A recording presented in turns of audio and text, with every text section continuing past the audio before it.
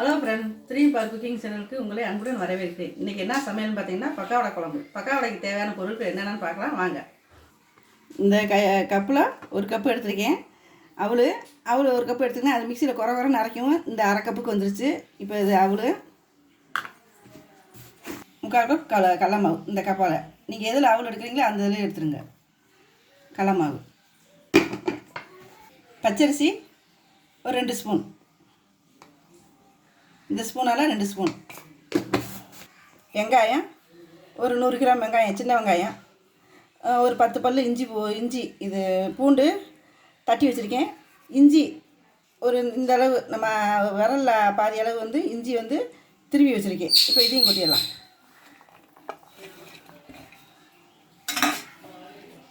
மல்லித்தலை ஒரு கைப்பிடி, கருவேப்பிலை கொஞ்சம், கருவேப்பிலை என்கிட்ட இவ்வளோ தான் இருந்துச்சு, அதனால் இவ்வளோ தான் போட்டிருக்கேன். 2 பச்சை மிளகாய், அரை ஸ்பூனு சோம்பு, மஞ்சத்தூள் ஒரு சிட்டிகை, அரை ஸ்பூன் பெருங்காயத்தூள், உப்பு தேவைக்கேற்ப, தேவையான அளவு உப்பு போட்டு பிசைஞ்சிக்கலாம். பத்தலைன்னா போட்டுக்கலாம். இப்போ தண்ணி ஊற்றி பிசைஞ்சிருவோம். இப்போ அடுப்பு பற்ற வச்சுருவோம். அடுப்பு பற்ற வச்சு எண்ணெயை ஊற்றிடுவோம். எண்ணெய் காயிற வரைக்கும் மாவை பிசைஞ்சிக்கலாம்.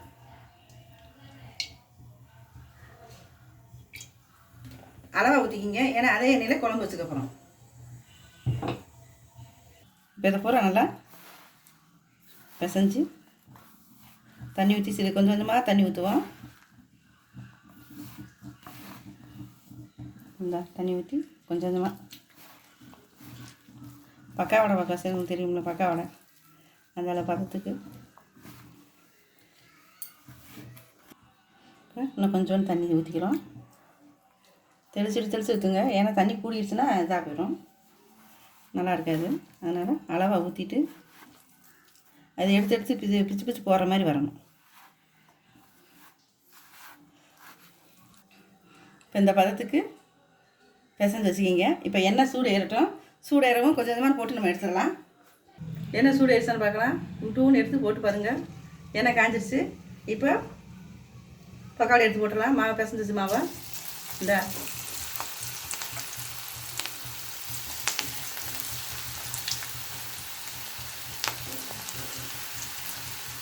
கொஞ்சம் கொஞ்சமாக போட்டு இப்போ பரட்டி விட்டுக்கிங்க. நல்லா முருகலை வரவும் நல்லா வேகவும் எடுத்துருங்க. இல்லைன்னா குழம்புல போட்டோன்னா அப்படியே கரைஞ்சிடும். அடுப்பை லோ ஃப்ளேமே வச்சுக்கிங்க. இப்போ நல்லா பக்காவடை வெந்துருச்சு. இப்போ இதை எடுத்துருவோம். எடுத்துட்டு போட்டுறேன்.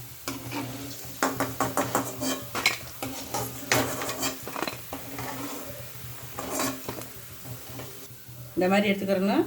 இப்போ அடுத்து அதே மாதிரி எல்லாத்தையும் போட்டு எடுத்துடலாம்.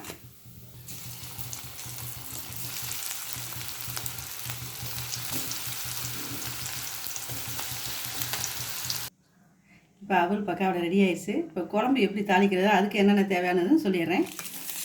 இப்போ அதை பக்காவடை பொரிச்ச எண்ணெயிலே கொஞ்சம் எடுத்து வச்சுட்டு எண்ணெயை இப்போ அதிலே குழம்பு கூட்டிச்சுலாம். இப்போ ஒரு பிஞ்சு பட்டை, சோம்பு ஒரு சிட்டிகை, கடுகு அரை ஸ்பூன், இதெல்லாம் போயிட்டு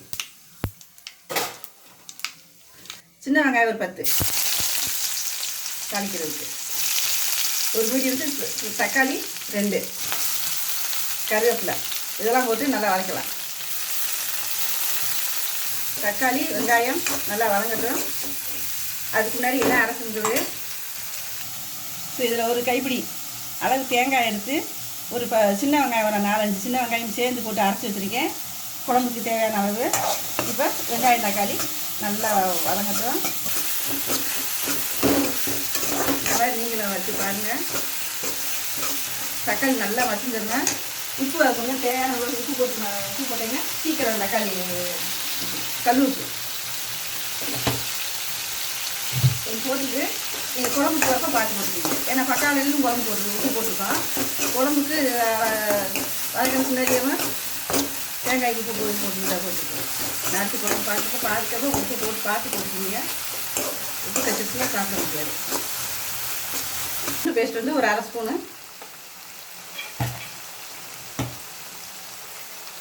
இஞ்சி பூண்டு ஒரு 1/2 ஸ்பூனு. இந்த ஸ்பூனில் தான் குட்டி ஸ்பூனில் எடுத்துருக்கேன். நீ இப்போ பெரிய ஸ்பூனில் 1/2 ஸ்பூன் எடுத்துக்கீங்க. பச்சை வடை நல்லா போகணும்.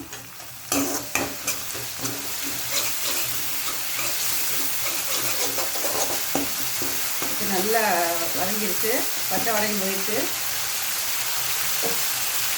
நான் 2 ஸ்பூனு மிளகாப்பொடி காரத்துக்கு தகுந்த மாதிரி உங்களுக்கு எப்படியோ பார்த்து போட்டுக்கிங்க.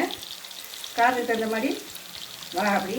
இதில் ஒரு 2.5 குழம்புத்தூள் 2.5 ஸ்பூன் போட்டுருக்கு. அது எல்லாமே அரைச்சது. 1/2 ஸ்பூனு கரம் மசாலா போட்டு நல்லா வதக்கிட்டுருவோம். கரம் மசாலா வீட்டில் அரைச்சது. இப்போ மசாலா வதங்கிடுச்சு. இப்போ குழம்புக்கு தேவையான அளவு தண்ணி கழனி நான் அரிசி கலந்து தண்ணி வச்சுருக்கேன். அதை போட்டுருவோம்.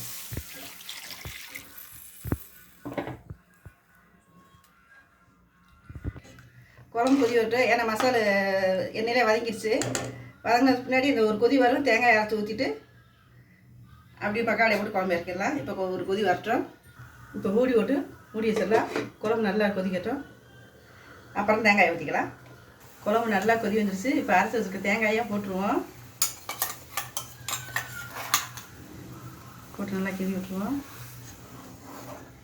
தேங்காய் ஊற்றணும்னா குழம்பு கெட்டியாக இருந்தா வருங்க. லைட்டாக தண்ணி ஊற்றி அது ஒரு கொதி வரட்டும். கொதி வந்தோன்னா பக்காவடையை போட்டுருவோம். கொஞ்சம் திக்காகட்டும் குழம்பு. இப்போ மூடி வச்சிடலாம்.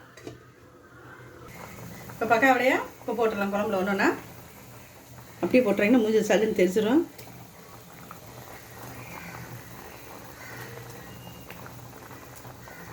பக்காவடைலாம் போட்டாச்சு. பாருங்கள் பக்காவடை குழம்பு நல்லா வாசமாக நல்லா இருக்குது. இப்போ மல்லித்தலை தீவி விட்டு போட்டோன்னே இறக்கிடுங்க. ஏன்னா ஏற்கனவே எண்ணெயில் பொரிஞ்சிருச்சு.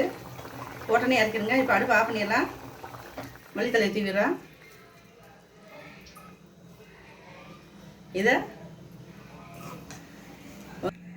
இந்த பக்காவடை குழம்பு நீங்களும் வச்சு சமைச்சு பார்த்துட்டு உங்கள் வீட்டில் எப்படி இருக்குன்னு கமெண்ட் பண்ணுங்கள்.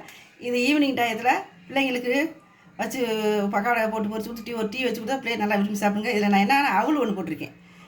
அவளுக்கு ஒன்று தான் போட்டு இது பண்ணி வச்சுருக்கேன். இன்றைக்கி அவல் பக்காவடை குழம்பு எப்படி இருக்குன்னு பார்த்து நீங்களும் உங்கள் வீட்டில் சமைச்சு பார்த்துட்டு சொல்லுங்கள். அவல் பக்காவடை குழம்பு எப்படி இருக்குன்னு பார்த்து நீங்களும் உங்கள் வீட்டில் சமைச்சு பார்த்து கமெண்ட் பண்ணுங்கள், லைக் பண்ணுங்கள், ஷேர் பண்ணுங்கள். மறக்காமல் கீழே உள்ள பெல் பட்டனை கிளிக் பண்ணுங்கள். சப்ஸ்கிரைப் பண்ண மறந்துடாதீங்க. நன்றி, வணக்கம். அடுத்த ஒரு நல்ல வீடியோவில் சந்திப்போம்.